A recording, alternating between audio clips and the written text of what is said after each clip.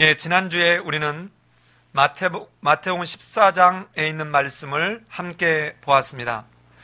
실은 오늘 본문도 제가 처음에 주보에는 15장 1절부터 16장 12절까지가 한 번에 하는 걸로 잡았습니다.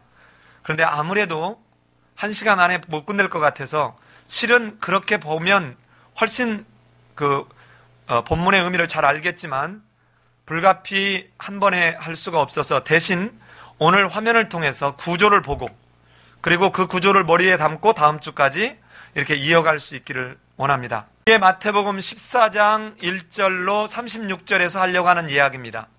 즉 다시 말하면 이 14장에서 지금 하려고 하는 이야기가 뭐냐면 예수님이 누구냐, 기독론을 얘기하려고 하는 것입니다. 예수님이 누구냐 하는 거예요. 그 예수님이 누구냐 14장 1절로 12절에 있는 말씀을 통해서 세례 요한이 이미 죽어버린 과거의 사건을 다시 헤롯 안티파스의 그 이야기를 통해서 이 세례 요한의 죽음을 다시 그 세례 요한의 제자들을 통하여 예수님이 전해들은 이야기를 여기다 갖다 두면서 이제 예수님도 세례 요한이 이렇게 아무 잘못 없이 하나님의 말씀 앞에 순종하게 사역을 했다가 죽임을 당하는 이 모습처럼 마침내 예수 그리스도도 세례 요한처럼 고난을 받아서 십자가에 죽게 될 것을 암시하는 이 말을 여기에 담고 있다 그랬습니다. 이것을 어디에서 다시 얘기하냐면 마태복음 17장 12절에서 다시 한번 그 말씀을 사실은 하고 있습니다.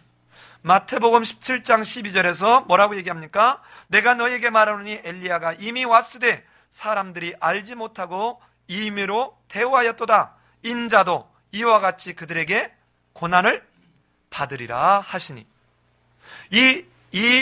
지금 세례 요한의 죽음의 모습은 뭐라고 그랬습니까? 바로 예수 그리스도를 향한 스포트라이트를 비춰주는 것과 같다 그랬습니다. 자, 이러한 지금 세례 요한의 죽음의 모습을 통해서 예수님이 앞으로 어떠한 사역을 하게 될지를 보여주고 있다면 지금까지 13장 올 때까지 누구보다 옆에서 예수님의 가르침, 예수님이 행하신 기적을 직접 함께 보고 경험하고 이랬던 제자들이 예수님이 어떤 분인지 지금 모르고 있다는 거예요. 그래서 오병이어 사건을 통해서 바로 뭐를 얘기합니까? 메시아인 예수로 인해서 도래한 천국이 어떤 데인 줄 아느냐? 너희들이 지금 구약에서 말했던 그 천국, 메시아가 임했을 때 하나님의 나라가 도래하면 이처럼 풍성한 잔치가 벌어질 거라는 이 하나님의 나라의 풍성함에 대해서 선추적 모습을 경험하게 해주고 있다는 것입니다. 그런데 이 모습은 놀랍게도 마태복음 26장에 있는 최후의 만찬의 모습을 그대로 투영하고 있다고 그랬습니다. 즉 다시 말하면 이 지금 여기서 보면 떡 5덩어리와 물고기 2마리가 나오는데 물고기 2마리에 대해서는 이렇게 부각을 시키지 않으면서 떡에 관해서 집중하고 있는 것은 예수님의 몸이 이처럼 철저하게 난임을 당하는, 찢김을 당하는 그리스도의 고난을 여기서 암시하고 있다 그랬습니다. 그런데 동시에 저 무리를 걷는 이 사건은 이 유대인들의 머릿속에 있는 바다, 이 바다는 악한 영, 악한 세력이 존재한다라고 생각했던 그들의 인식 속에 예수 그리스도는 악의 세력을 이기고 마침내 승리할 것이다. 이 제자들이 물결에 무서워서 떨고 있는 그들에게 예수님이 그 바다를 책망하지도 않았는데 예수님이 그 바다의 배에 오르니까 잠잠해졌어요. 즉 예수 그리스도는 저렇게 풍성한 천국잔치가 뭐에 의해서 이제는 그 도래하냐면 이제는 악의 세력을 철저하게 이기고 승리하게 될 것이다 하는 것이죠. 즉 이 말은 이제 이 예수 그리스도가 마침내 죽음으로 죽음을 지불하고 승리하게 될 마치 부활 사건을 암시하듯 하고 있습니다. 그런데 이 두 번째 사건의 중간에 제자들에게 뭐라고 얘기합니까? 제자들에게 뭐라고 그래요? 예수님이 14장 그 사건에서 믿음이 작은 자야. 이 믿음이 작은 자야 이 말은 믿음이 없는 자야 이 말하고 같은 이야기입니다. 그러니까 제자들이 누구보다도 지근거리에서 예수 그리스도를 보았고 예수 그리스도의 가르침을 들었고 또 수많은 기적을 보았고 심지어는 13장 바로 전에서 하나님의 나라가 어떤지에 대해서 너무도 구체적으로 들었음에도 불구하고 이들은 지금 믿음이 예수 그리스도가 누구인지 그 예수 그리스도에 대한 온전한 믿음을 갖고 있지 못하다는 거예요. 그런데 옆에 게네사렛 사람들은 어떻다는 겁니까? 게네사렛 사람들은 예수가 누구인 줄을 알고 그랬어요. 그 사람이 예수인 줄을 알고 두루 통지해서 많은 병든 자들 이렇게 데려왔는데 그들이 뭐를 요구해요? 옷자락에라도 손을 대게를 허락해 주십시오. 자, 예수가 누구인지를 알았을 뿐만 아니라 옷자락에라도 대면 병이 나을 거라는 믿음을 갖고 있어요. 예수가 누구인지도 알 뿐만 아니라 그 예수가 내 병의 문제를 주권적으로 갖고 있는 악의 세력을 이길 수 있는 분이라는 사실을 이들은 믿고 있어요. 그래서 진짜 손을 댔더니 어떻게 돼요? 손을 대는 자는 다 나음을 입었다. 이때 이 낫는다는 말은 단순히 병을 고친다 이 정도의 의미가 아니라 그랬죠. 구원받는다 하는 말. 자, 그러면 14장에서 지금 보세요. 이 14장에서 보여줄 내용이 뭡니까? 예수 그리스도가 앞으로 해야 될 그 사역, 예수 그리스도가 누구며 예수 그리스도가 해야 될 사역이 뭐냐 하는 걸 보여줬는데 제자들은 그걸 지금 제대로 깨닫고 있다는 거예요? 못 깨닫고 있다는 거예요? 못 깨닫고 있어요. 그런데 게네사렛 사람들은 깨달았고 그 예수 그리스도를 통한 구원을 이미 뭐하고 있어요? 맛보고 있어요. 너무 놀랍지 않습니까? 삶이 예배인교회 성도들이 삶이 예배인교회만의 하나님이 주신 은혜를 삶이 예배인교회 성도들이 누리지 못하고 남들이 와서 누릴 수 있다는 것입니다. 얼마든지. 예수님이 마치 고향에서 환영을 받지 못하는 것처럼 우리는 늘상 우리에게 있기 때문에 누리지 못할 수 있다는 거예요.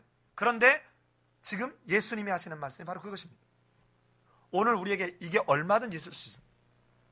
제가 서울에 사는데 63빌딩 아직 못 가봤어요. 제가 서울에 사는데 아직 경복궁 못 가봤어요.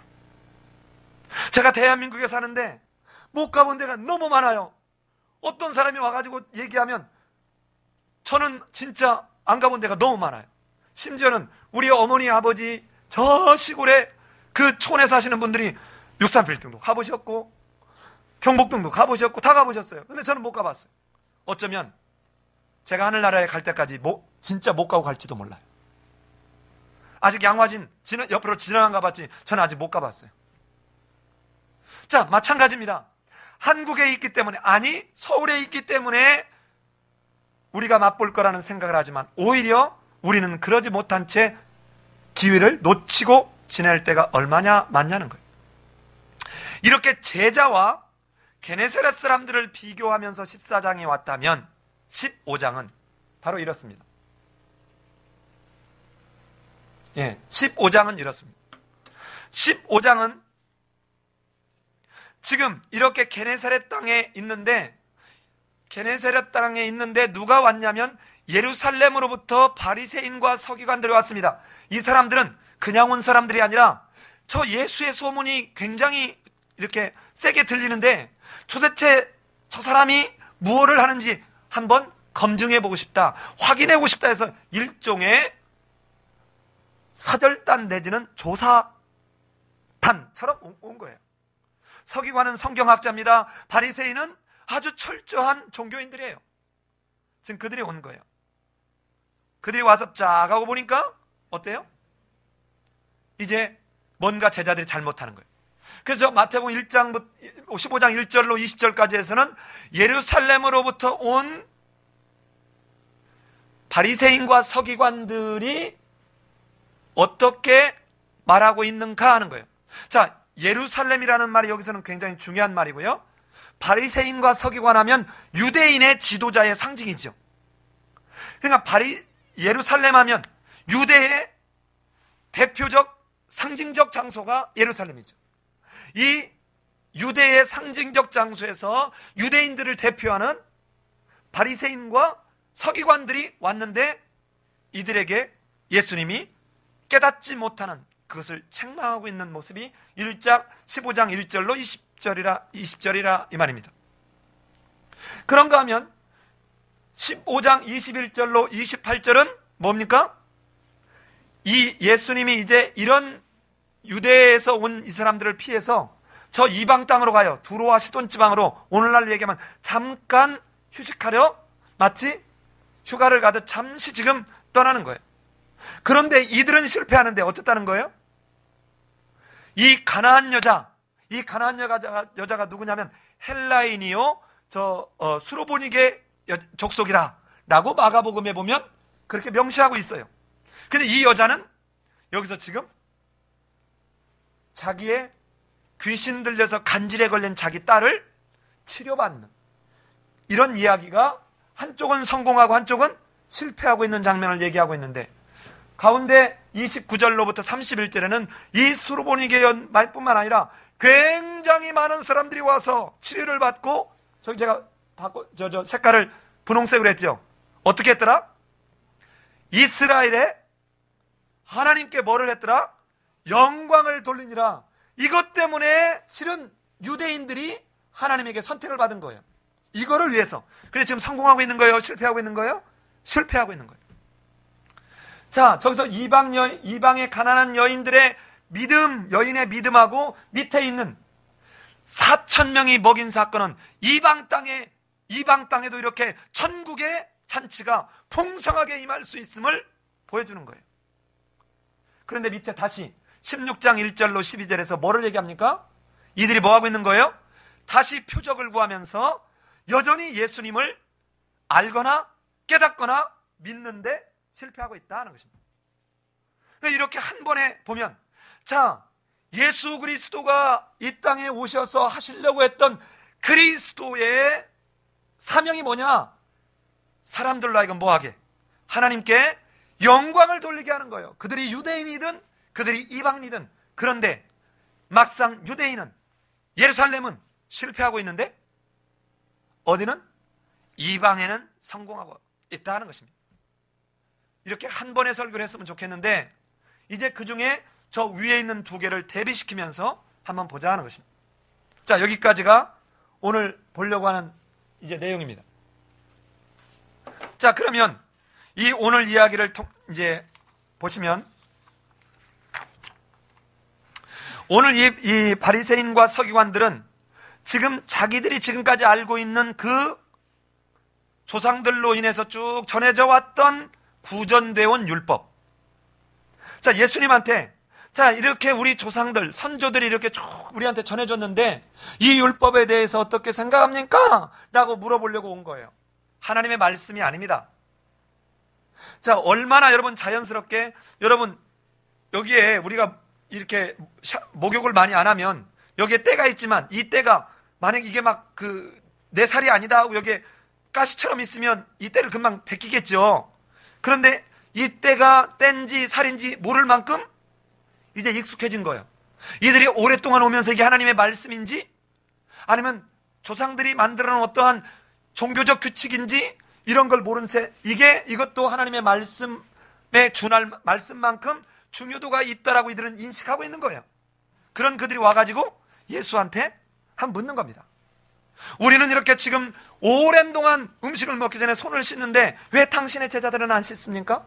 이건 말이 되지 않습니까? 하고는 지금 묻는 것입니다. 여러분 잘 보세요.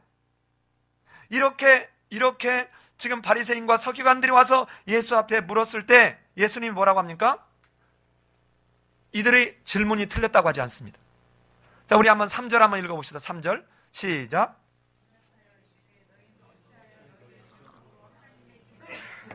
자, 이 말은 우리 행간을 잘 보면, 그래, 내 제자들이 손 씻지 않음으로 전통을 어긴 걸 인정하는 거예요.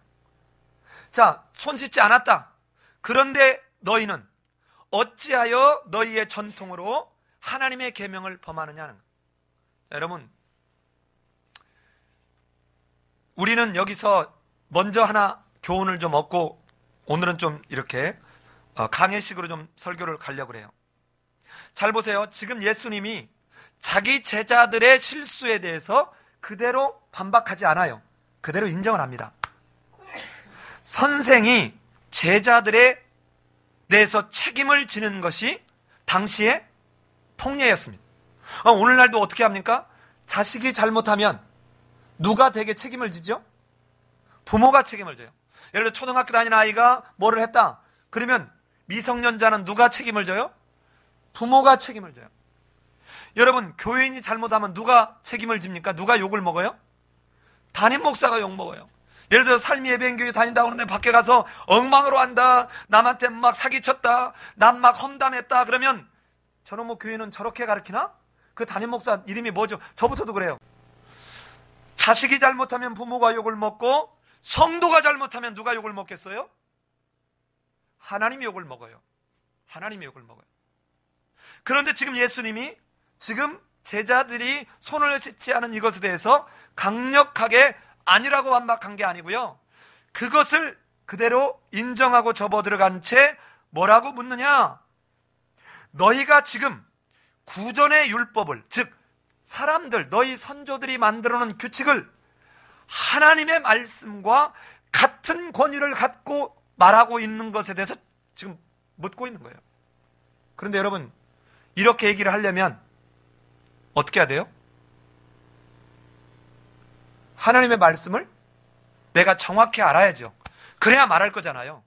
하나님의 말씀을 모르니까 이제 자꾸 경험 가지고 얘기하는 거예요. 자꾸 이제 윤리적으로 가는 거예요. 그런데 오늘 예수님은 정확히 하나님의 말씀을 들어서 얘기합니다. 잘 보십시오. 우리 이 성경에는 그게 확 나타나지 않았어요.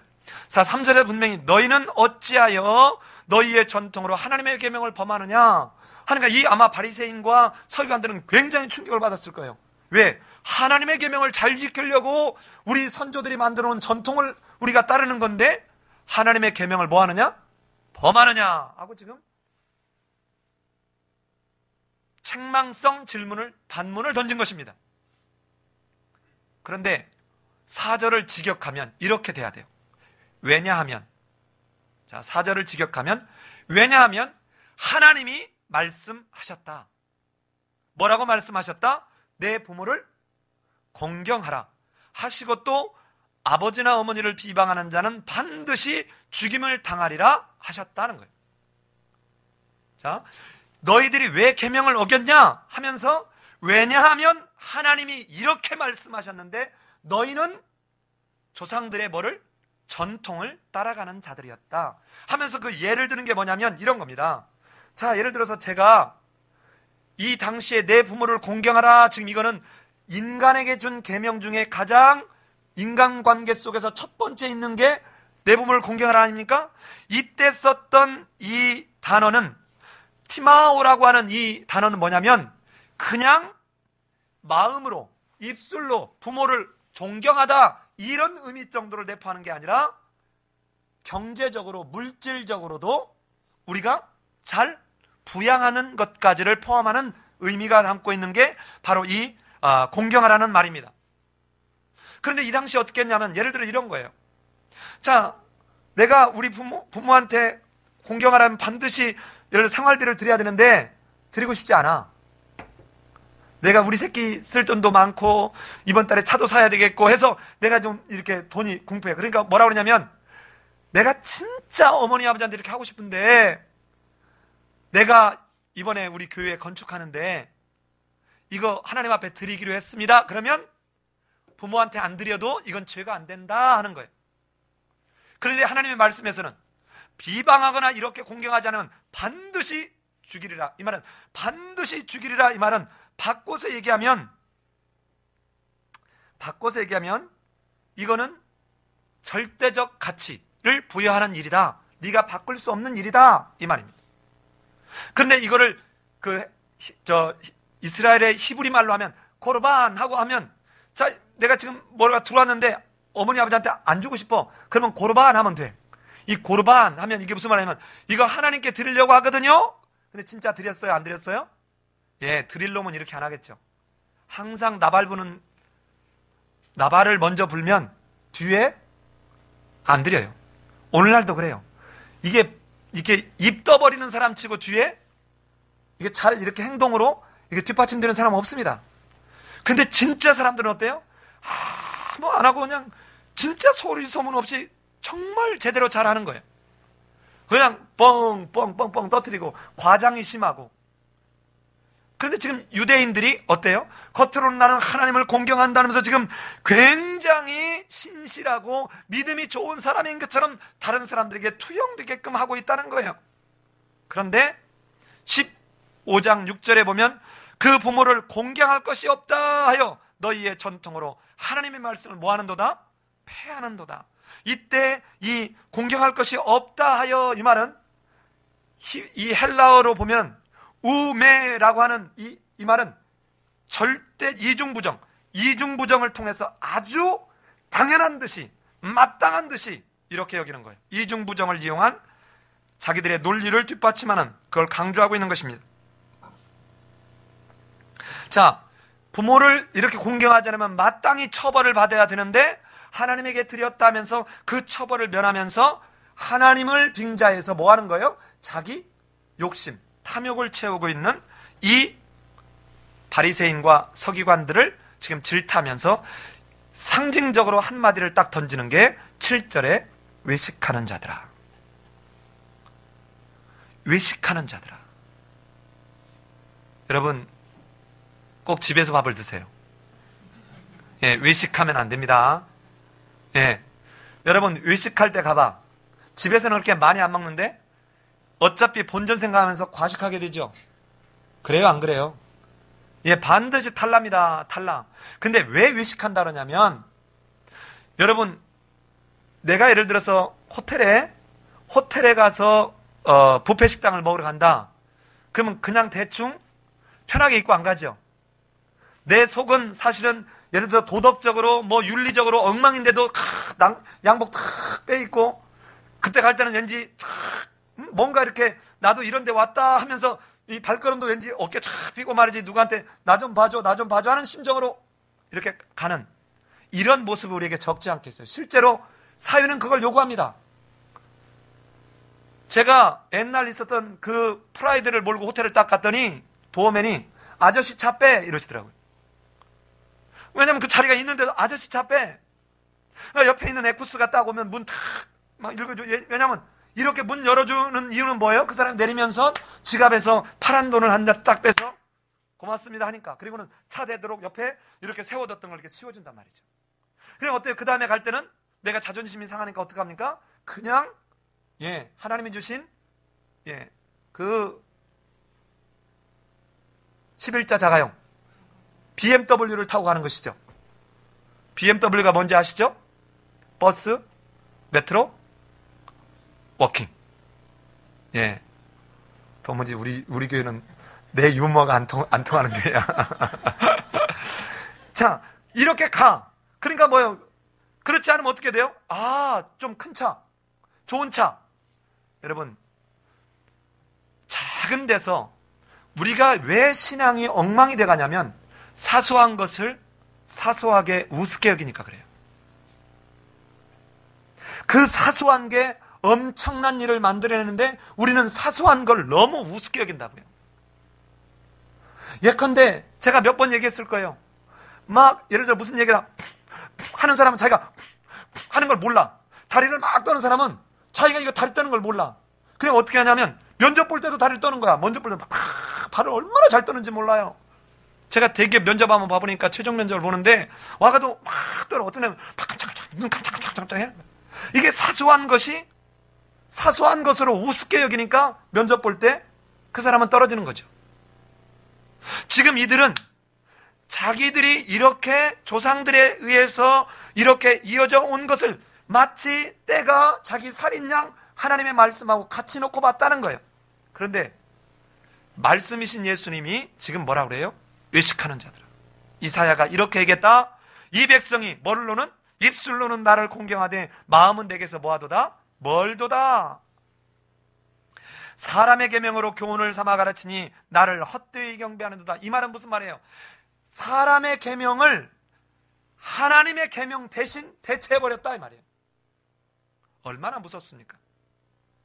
처음에는 여기에 이렇게 상처가 나가지고 이런 데면 딱 찢으면 이게 내 살 같지 않아. 이렇게 칼로 베거나 뭐 하고 나면 이게 내 살 같지 않아. 이상한데 오랫동안 하면 이게 내 살처럼 느껴진다니까요. 이렇게 사람의 말로 이렇게 딱 대체가 됐는데 이게 오래 가면 이게 하나님의 말씀이라고 생각한다고요. 이단들의 지금 특징이 그거예요 다.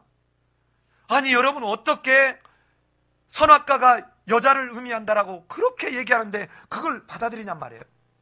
이해할 수 없잖아요. 저 말라기에서 무슨 빛이 어디 동쪽에서 빛이 나오는데 이게 어떻게 이만이고 이게 어떻게 정명석이라고 볼 수 있냐고요. 기절초풍하는데 이 사람들은 이야 듣도 보도 못한 이야기를 한다는 거예요. 잘 보십시오. 그러면서 이렇게 이들에게 너희가 입술로는 너희가 겉으로는 하나님의 뜻에 복종하는 척하지만 실은 하나님의 뜻을 거스리고 있다 하는 것이죠. 여러분 우리는 어떻습니까? 우리는 어때요? 예수를 믿는다고 하는 사람들이 예수를 지금 얼마나 많이 욕먹이고 있습니까? 말로 욕먹이고 행동으로 욕먹이고. 여러분 그런 생각 들을 때마다 지난 고난주간에 예수 그리스도가 십자가에 못 박혀서 어떻게 할 수 없는 그 상에 지금 양쪽에 못을 박았는데 내가 그럴 때마다 그 못 박힌 손에 다시 못을 박는 것이에요. 예수 그리스도를 세상 사람들의 조롱 가운데 내가 다시 못을 박는 거예요. 나 때문에 내가 망치가 되는 것입니다. 내가 못이 되는 거예요. 그런데도 어떻게 합니까? 사람들은 너무도 자연스럽게 전혀 사소하게끔 여기는, 그리고는 내가 필요할 때 하나님은 사랑의 하나님, 부활의 영광을 우리에게 건네주실 그 주님만 바라본다는 것이죠. 예수 그리스도를 따라갈 그 생각은 전혀 하지 않은 채 바리사인과 서기관들 뿐만 아니라 이 모습은 아까 얘기한 대로 유대인의 지도자들을 지금 바리새인과 서기관으로 했기에 바로 예수님이 어떻게 합니까? 10절에서 무리를 불러 이르시되 뭐라고 그래요? 듣고 깨달으라. 이 말은 지금 깨닫고 있다는 거예요? 못 깨닫고 있다는 거예요? 깨닫지 못한다는 거예요. 깨닫지 못한다는 거예요. 여러분 아무리 얘기하고 또 얘기하고 아무리 말씀을 설명해주고 또 설명하고 설교를 해도 여러분 자기가 듣고자 하는 말을 들으려고 하는 사람은 절대로 진리를 깨달을 수 없어요. 지금 바리새인들이 그러는 거예요. 우리가 지금까지 우리 살로 하나 살처럼 되어버렸다고 느껴지는 이 조상들의 유전을 네가 좀 인정해다오. 너도 우리처럼 좀 되어다오 하는 거예요. 마치 이 세례 요한아, 너 내가 내 동생의 아내를 좀 한 걸 눈 감아다오. 그렇지 않으면 내가 너 죽이지 않아도 된다. 그런데 세례 요한은 어떻게 했습니까? 끝까지 이게 잘못됐다, 이것은 하나님의 말씀에 잘못됐다라고 지적하니까 그가 죽임을 당했어요. 그런데 지금 바리새인들은 예수가 진짜 우리와 함께 갈 수 있는 사람인지 아닌지를 지금 확인하러 온 거예요. 그런데 이때 예수가 그래 하고 인정을 해줬어야 되는데 예수가 지금 듣고 깨달으라. 입으로 들어가는 것이 사람을 더럽게 하는 것이 아니라 입에서 나오는 것이 사람을 더럽게 하는 것이다. 이에 제자들이 와서 이것 때문에 이제 일 났습니다 이 말입니다. 예수님 이렇게 이 종교 지도자들 성경학자들을 건드려 놨으니 이제 일 났습니다.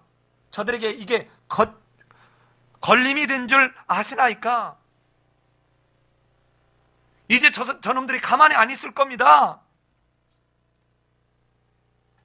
예수께서 이 말을 듣고 이렇게 말씀하십니다. 심은 것마다 내 하늘 아버지께서 심으시지 않은 것은 어떻게 할 것이다? 뽑을 것이라는 거예요. 자, 여기서 이 바리새인들의 서기관들의 상태를 두 가지로 예수님이 비유해서 지금 말하고 있습니다. 첫 번째는 바리새인과 서기관들은 하나님 아버지께서 심지 않으신 식물이라는 것을 비유하고 있어요. 구약에서 하나님의 백성을 표현할 때 어떻게 표현하면 하나님이 심으신 나무로 비유해요. 여러분 기억나십니까? 창세기 21장에서 이삭을 드리는 장면이 22장이고 21장이 아브라함이 그랄 목자가 왔을 때 그랄 목자가 이제 우리 화친하자. 너 거짓말하지 마. 옛날에 그 사라를 아내라고 속여가지고 내가 하나님 앞에 죽을 뻔했다. 너는 이제 내 아들과 내 손자들과 거짓말하지 않다고 약속해. 하면서 와가지고 한번 당하고 난 뒤에 이 아브라함이 그랄 목자 비골이 아니라 아비멜렉을 향해서 한번 먹이려고 그러죠. 어떻게? 야 그건 그렇고 너희들 왜 우리 우물 뺏어가? 하니까 야 내가 알았으면 그렇겠나? 나는 너 같지 않아. 너처럼 거짓말 안 해. 이런 거예요. 그때 이 아브라함이 아무 말을 못한 채 옆에서 이렇게 네가 믿는 하나님 앞에서 맹세하라. 너 거짓말하지 않겠다고. 이걸 옆에 하나님이 듣고 있는 것처럼 입체적으로 보고 있는 이 아브라함의 모습에서 아브라함이 뭐를 심어요? 에셀나무를 심고 영원하신 하나님의 이름을 불러요. 자, 여러분, 하나님이 이 구약에서는 하나님께서 심으신 나무, 이 나무를 심는다? 이런 의미는 하나님과의 관계성하고 연결돼서 나타나는 비유들이 이사야 60장이나 유사야 61장, 예레미야 32장에는 잘 나타나고 있습니다. 그런데 지금 이 바리새인들은 하나님이 심으신 나무가 아니라는 거예요.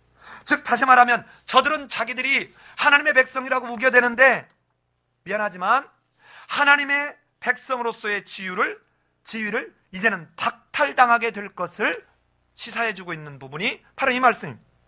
두 번째는 이들이 어떤 존재로 지금 비유되고 있냐면 이들은 맹인이 맹인을 인도하게 되는 존재다라는 비유를 합니다.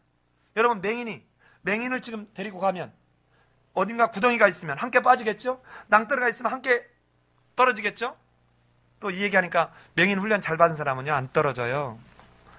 이렇게 또 말씀하실 수 있죠?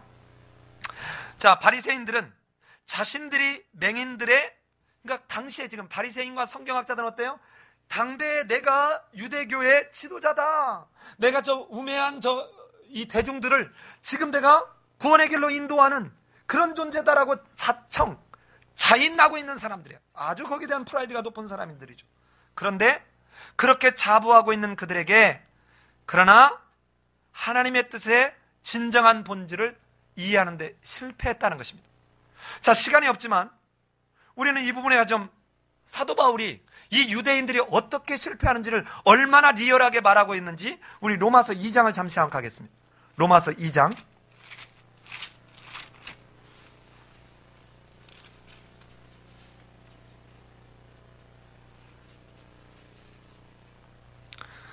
자, 로마서 2장 17절을 한번 보겠습니다. 로마서 2장 17절. 자, 제가 17절부터 24절까지를 가면서 저랑 한 절씩 한번 교도가는 중에 우리에게 이렇게 하나님의 그 말씀의 의미가 오기를 원합니다. 유대인이라 부르는 너희가 율법을 의지하며 하나님을 자랑하며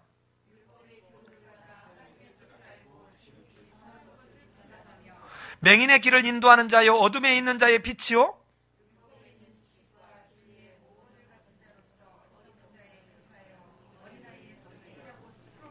어떻게 한다고요? 스스로 믿으니. 이때 스스로 믿으니라는 말의 헬라어 원어 의미가 뭐냐면 뻑이니 말이에요. 야, 내가 누군 줄 알아? 야, 너희같이 우매한 인간들 내가 율법으로 교훈으로 내가 너희들을 생명으로 인도하는 스승이다 하고 뻑이는 겁니다. 내가 누군 줄 아느냐고 뻑이는 거예요. 내가 신학대학원 나왔다 이놈아 이런 식으로 뻑이는 거예요. 내가 목사다 하고 뻑이는 것입니다. 내가 장로다 하고 뻑이는 거하고 똑같아요. 자, 그런데 21절 그러면 다른 사람을 가르치는 내가 내 자신은 가르치지 아니냐 하느냐? 도둑질하지 말라 선포하는데 내가 도둑질하느냐?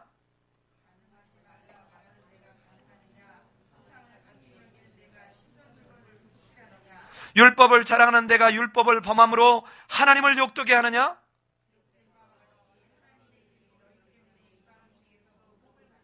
예, 여러분 29절까지 다 가고 싶지만 자, 지금 여기까지만 보더라도 지금 무슨 얘기합니까? 스스로 내가 맹인을 인도하는, 내가 생명으로 인도하는 스승이요, 나는 정말 뭔가 다른 사람이라고 뻐기는 그들이 어떻게 하고 있다는 겁니까?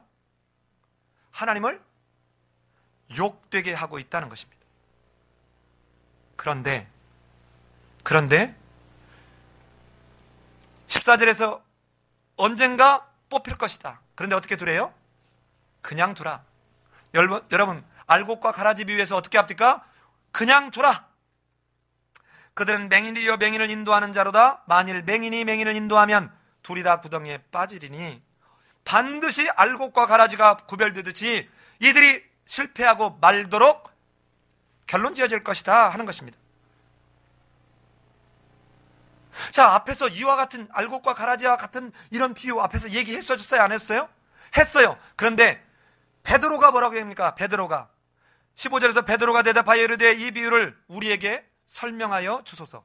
자, 여러분, 성경에서 베드로라는 말이 나올 때는 여러분 사실은 많은 부분에 베드로 한 사람을 지칭하면 안 됩니다. 왜 그러냐면 이 베드로는 제자들의 대표예요.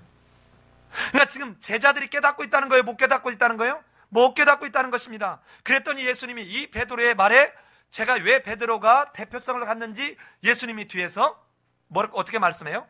예수께서 이르시되 너희도 아직까지 깨달음이 없느냐. 야, 여러분 얼마나 예수님이 한심했을까. 너희도 아직 깨달음이 없느냐. 아직도 깨닫지 못하겠느냐 하면서 설명합니다. 입으로 들어가는 것은 다 배로 가서 뒤로 다 내보내면 된다. 입에서 나오는 것은 마음에서 나오나니 이것이야말로 사람을 더럽게 하느니라. 이미 이것도 앞에서 마음속에서 나오는 것은 악한 생각이고 이 악한 말들, 비방하는 말들, 이 말로 네가 의롭다함을 얻고 네가 한 말로 정죄함을 받겠다라고 예수님이 이미 설명했어요? 안 했어요? 앞에 설명 다 했죠.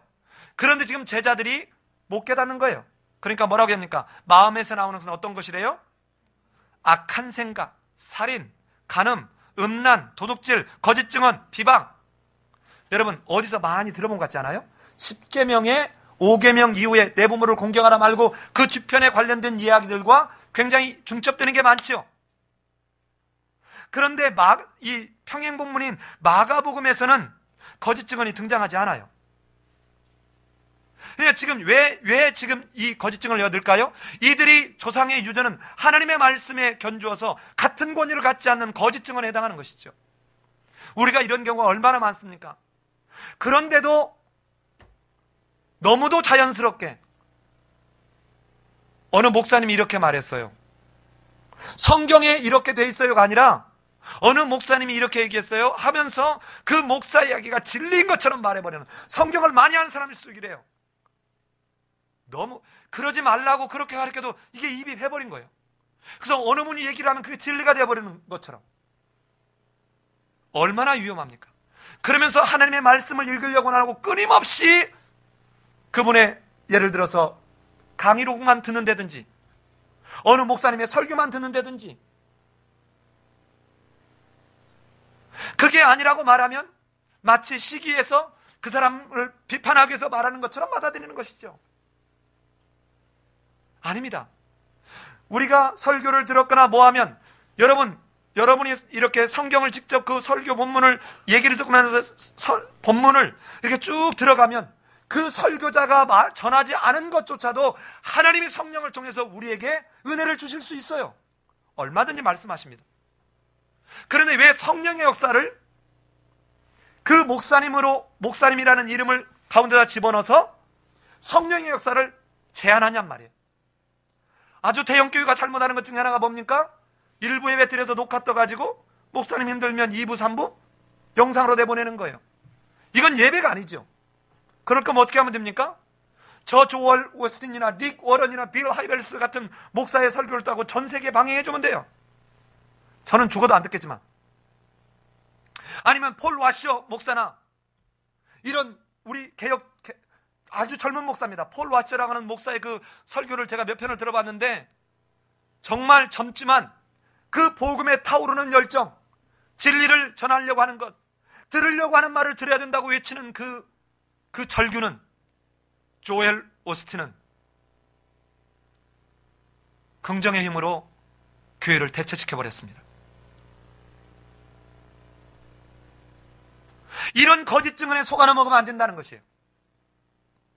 그런데 성경을 읽으세요, 성경을 읽으세요. 아무리 얘기해도 3개월이 지나고 난 뒤에, 그래, 성경 읽으셨습니까?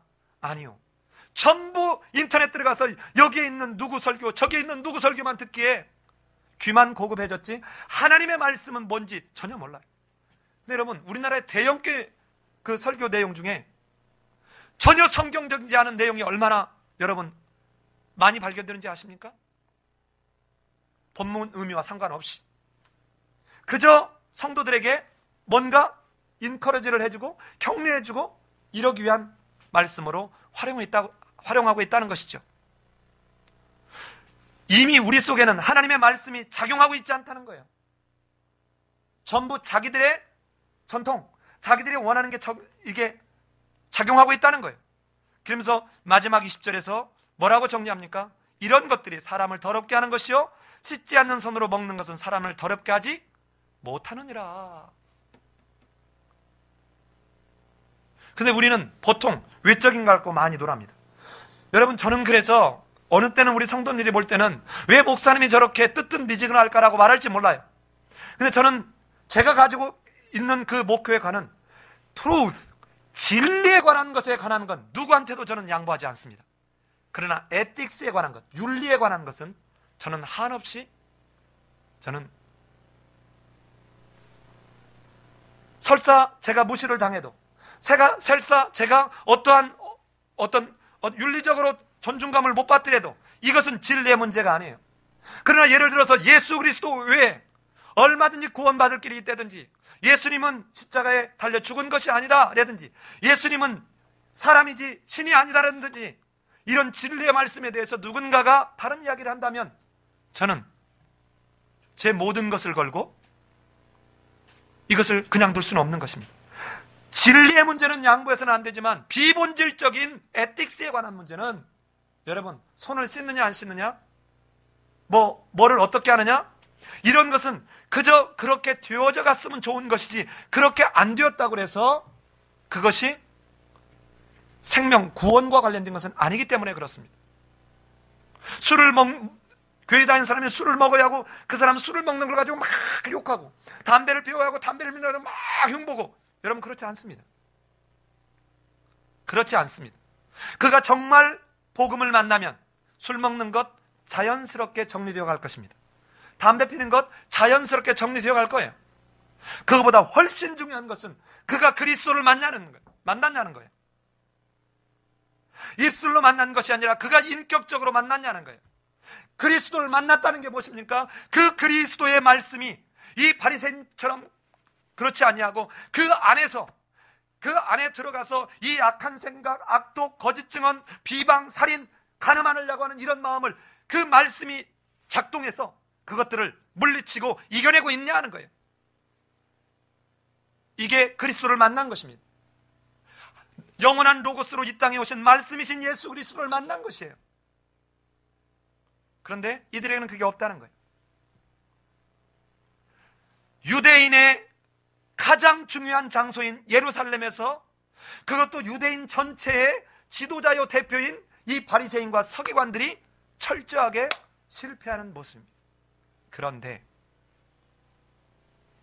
유대인들이 볼 때는 인간 같지 않은 짐승처럼 취급하는 두로와 시돈 지방으로 예수님이 조용히 휴가를 또는 쉬시려고 들어가시지 않았나 싶습니다.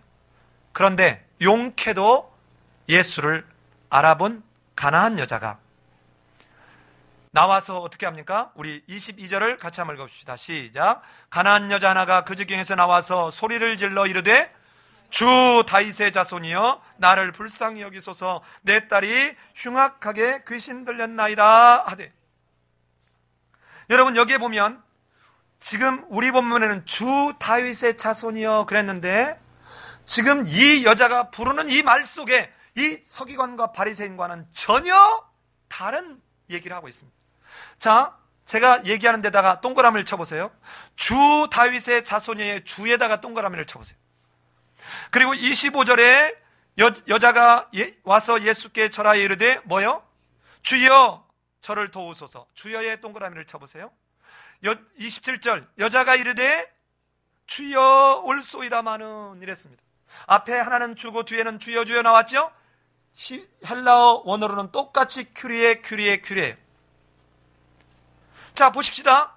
지금 이방 여자, 저들은 예수가 누구인지도 모르는, 심지어는 제자들도 모르고 유대인들의 종교 지도자여 성경학자라고 하는 그들도 예수를 제대로 모르고 있는 그 상황에 이방 땅에 그들이 짐승처럼 여기는 이 이방의 그것도 여자가 뭐라고 얘기해요? 주여 다윗의 자손이요. 이중적으로 예수님이 그 구약에서 다윗의 혈통을 타고 올 메시아임을 고백하고 있는 것입니다. 그러니까 이 여자가 지금 나와서 소리 질러서 말하는 것은 예수에 대한 그것을 들려오는 이야기로, 그리고 그가 한 행적들로 예수가 다윗의 자손으로 온 메시아인 것을 지금 고백하는 말이 주여 다윗의 자손이요. 나를 불쌍히 여기서. 이게 무슨 말이에요?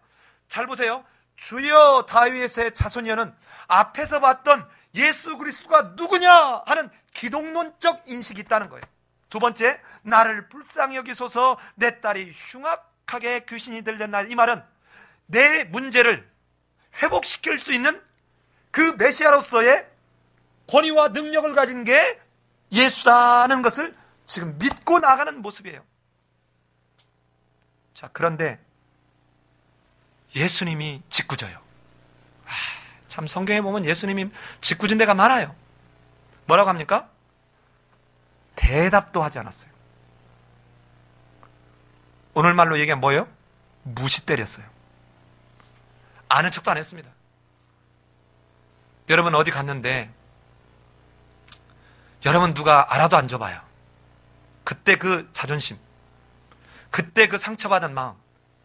지금 한국 교회 안에는 이게 너무 많아요. 그러니까 자꾸 이 노래 부르니까 그래요. 당신은 사랑받기 위해 태어난 사람, 나 사랑 좀 해줘. 좋으신 하나님. 좋으신 하나님께 어떻게 해야 돼요? 항상 나한테 뭐 줘야 돼요? 좋은 거 줘야 돼. 누가 봤을 때 좋은 것? 내가 봤을 때 좋은 것. 그러니까 누군가가 사랑받게 왔는데 누군가가 나를 안 알아줘. 그럼 어떻게 되겠습니까? 그냥 빈정상해가지고, 목사님이 말이야, 내가 옛날에 헌금 많이 할 때는 하더니 우리 집에 내가 뻔난 호텔에서 식사 대접할 때는 집사님하고 만면에 미소를 짓더니 요즘 몇 번 안 사줬더니 안 해. 얼마나 우리는 쉽게 그런 생각이 들지. 자, 그랬더니 이 여자가 예수님 뒤에서 소리를 지릅니다. 소리를 질러요. 다시 아마 비슷한 얘기를 했겠죠. 소리를 지르고 있으니까 뭐라고 하냐면 제자들이, 예수님 야단쳐서 좀 보냅시다. 시끄러워 죽겠어요. 야단쳐서 쫓아내십시다 라고 지금 말하고 있는 것입니다. 자, 보세요. 그랬더니 예수께서 뭐라고 그래요? 나는 이스라엘의 잃어버린 양 위에는 다른 데로 보내심을 받지 아니하였노라. 바라도 대답도 하지 않았던 예수님이 제자들이 이야기를 하고 다시 소리를 치니까 두 번째 뭐라고 얘기해요? 야, 나는 너희 이방에 보낸 게 아니라. 그랬더니 여자가 뭐라고 해요? 주여 저를 도우소서. 그러니까 두 번째로 예수님이 이제는 말씀으로 대답을 하시는데, 야, 자녀들한테 줄 떡을 개들한테 던지는 것이 이게 가당키나 하냐? 지금 유대인들이 아까 뭐라 그랬어요? 이 이방인들은 뭘로 취급한다? 개나 돼지나 이런 짐승으로 취급하는 그 유대인적 사고를 가지고 이 여자에게 지금 던지는 거예요. 개에게, 자녀에게 줄 걸 주겠냐? 여러분, 저희 집에 왔는데 밥을 먹는데 내가 개나 주는 것을, 아니 우리 아들들한테 줄 밥을 당신 같은 개에게 던지는 꼴로 내가 하겠습니까? 하면 여러분 어떻게 하겠어요? 아마 저는 그날로 죽어버리겠죠. 아니면 인터넷에 이런 독선 하면서 인터넷에 올라가고 난리가 나겠죠. 그런데 이 여자는 어떻게 합니까? 이 여자는 어떻게 해요? 주여 올소이다마는 개들도 제 주인에서 상에서 떨어지는 부스러기를 먹나이다. 이게 세 번째 주여입니다. 이 말을 들은 예수님이 여자여 내 믿음이 크도다. 내 소원대로 되리라. 자, 여러분 잘 보세요. 앞에 유대인들은 지금 계속하면서 이렇게 오고 있는 그 조상들의 유전이 마치 때가 자기 살인양 느껴져 버리고 있는 이 상황에 더 말씀이신 예수님이 이 땅에 오셔서 하는 것을 분별하지 못하고 있는데 이방 땅의 여자는 분별하는 세트 끝나지 아니하고 오히려 그 유대인이 갖고 있는 사고로 개들로 취급을 하는데도 포기하지 않은 채 그 예수님 앞에 엎드리고 있는 이 모습. 여러분, 유대인들이 이게 쉽지 않았을 것입니다. 이 쉽지 않은 걸 어디서 알 수 있냐면 베드로 사도행전 10장에 보면 베드로가 어떠지요? 자, 고넬료를 통해서 저 이방 땅에 우리 집에 와서 좀 가르쳐달라 하는데 어떻게 합니까? 안 가려고 그래. 왜? 이방 땅이니까. 그러니까 어떻게 합니까? 환상 중에 이 보자기에다가 짐승을 이렇게 내려서 보여주는데 나는 이런 거 부정한 거 안 먹습니다. 내가 누굽니까? 내가 유대인 중에 유대인 아닙니까? 나는 음식 정결을 지킵니다. 이거를 3번을 보여주시고 난 뒤에 뭐라고 합니까? 내가 준 것은 다 정한 것이니 먹어라. 여러분, 이 베드로도 이 지금 유대인적 조상의 전통을 벗겨내는데 이렇게 어려웠어요. 또 어디 베드로만 그런 게 아닙니다. 사도 바울도 그랬어요. 로마서 14장에 가면 종교의식적 정결이 그리스도 안에서 폐지되었다는 사실을 깨달아가는데 역시 이 사도 바울도 꽤 오랜 시간이 걸렸음을 알 수 있습니다. 자, 이 유대인들이 지금 가지고 얘기하는 것은 우리가 지금 지나간 시점에서 우리는 유대인들이 아니기 때문에 이 말을 하기가 너무 쉽지, 만약에 한국적인 어떤 전통 속에서 오는 지금 이야기를 하면 우리도 굉장히 어려울 거예요. 굉장히 어려울 겁니다. 예컨대 하나를 봅시다. 수많은 교회들 중에 또 다른 하나의 교회를 할 거면 삶의 예배인 교회는 필요가 없다고 그랬습니다. 개척할 필요가 없어요. 하나님의 말씀대로 성경적 원리가 맞지 않는 것을 힘들지만 바꿔나가자는 것이에요. 그런데 보세요. 자, 내가 담임 목사니까 당신은 부교역자야, 내 앞에 무조건 순종해. 이게 아니라 나는 먼저 개척을 하면서 누군가 대표성이 있어야 되니 내가 담임이라는 말을 두겠지만 당신이 청년부를 맡았으면 청년부의 당신은 담임이고 당신이 학생부를 맡았으면 당신이 학생부의 담임이다. 충분한 하나님 앞에서의 오너십을 가지고 해라 하는데, 이미 한국교회 전통에 있는 사람들은 이러다가 언제 뒤통수 맞지? 이러다가 한번 내 마음대로 했다가 이거 봐라 하고는 뒤통수 때릴까봐 겁이 나서 못하는 거예요. 이게 한국적인 사고입니다. 자, 다른 교회는 반주하는 사람, 솔로하는 사람, 이렇게 바이올린 악기 하는 사람들 다 사례를 합니다.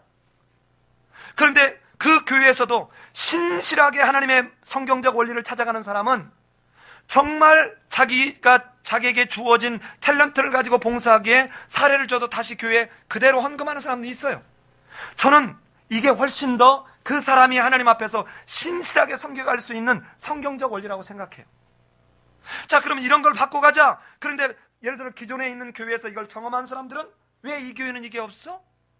여러분, 이렇게 되다 보니 지금 어떤 일이 벌어졌냐. 심지어는 음악 목사라고 하는 사람이 1부 예배 7시에 어느 교회 가서 1부에 이거 하고 2부에 다른 교회 가서 11시 예배에 또 지휘를 하거나 또 반주를 하거나. 왜? 짭짤하거든. 여러분 잘 보세요. 이렇게 자연스럽게 기독교라고 하는 이런 전해져 온 전통과 인습에 우리는 이걸 벗겨내는 게 이렇게 어렵습니다. 그러면 가나안 여인은 자기들 속에 자기들 가나안 내 풍습이 없었겠냐 이 말이에요. 그런데 개들로 취급을 하는데도 어떻게 해요? 얼쏘이다마는 저는 주님 메시아로 오신 당신의 말씀하시는 그 말씀의 권위와 능력 앞에 하시는 말씀에 내 생각을 철저하게 내려놓습니다. 그 말씀이 맞습니다. 나는 개 같은 존재밖에는 안 됩니다만은 개들도 제 주인의 상에서 떨어지는 부스러기를 먹나이다 하니 마침내 예수님이 뭐라고 해요? 28절 우리 같이 읽겠습니다. 28절 시작.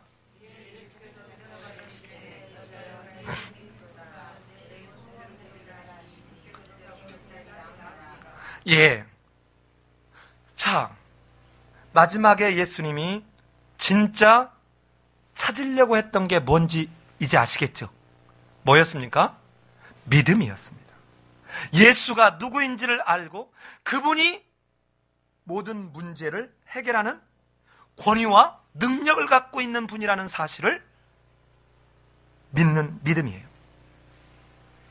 여러분, 오늘 본문에는, 우리 본문에는 이게 확 드러나지 않지만 예수님이 3번에 걸쳐서 부정적 표현을 하고 마지막 하나만 긍정적 표현을 하는데 우리말에는 이게 안 들어있는데요. 직역을 하면 이렇습니다. 직역을 하면 23절은 예수께서 한 말씀도 대답하시지 아니하시니 이랬잖아요.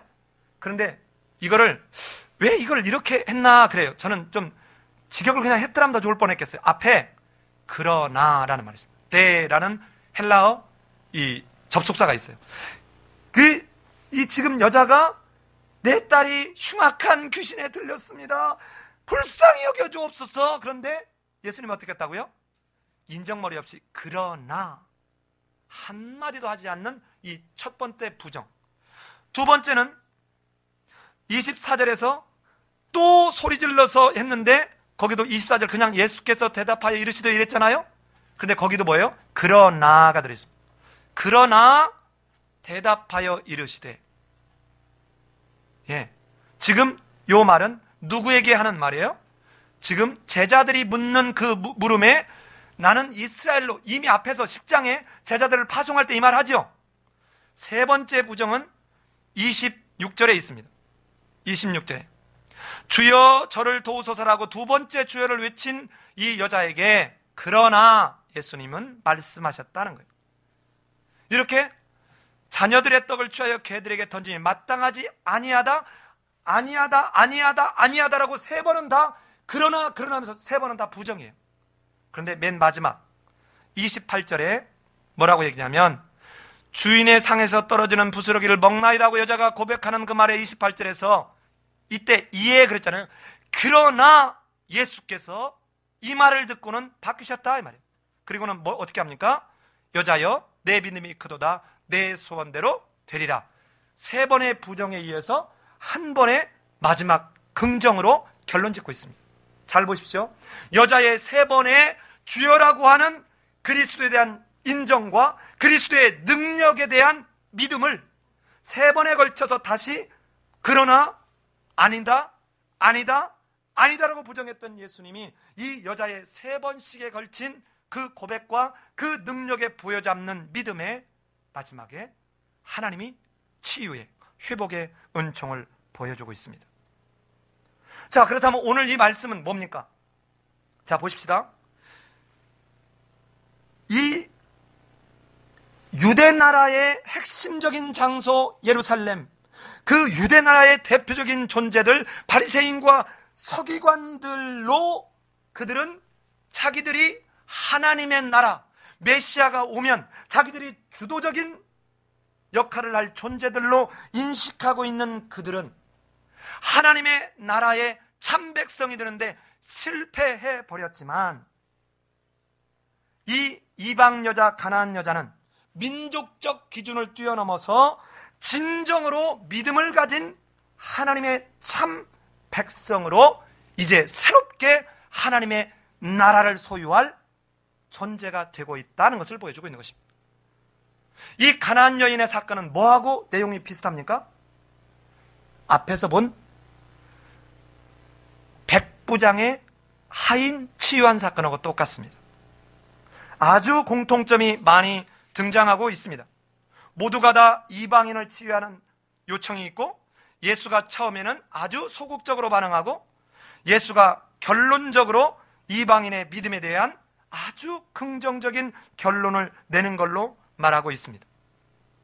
이제 예수 그리스도는 지금까지 이 유대인이라고 하는 혈통을 가지고 하나님의 나라의 공동체가 되는데 실패해버린 이들로가 아니라, 예수 그리스도를 알아보고 예수 그리스도를 향한 믿음으로 반응하는 그들로 새롭게 하나님의 공동체를 시작하겠다는 것입니다. 자, 이렇게 됐을 때 어떻게 이방 속에 무슨 일이 벌어지고 있는가를, 무슨 일이 앞으로 이렇게 벌어질 수 있는가를 보여주는 내용이 4,000명을 먹인 사건입니다. 이것은 다음 시간에 이어가겠습니다. 우리 같이 한번 기도하겠습니다.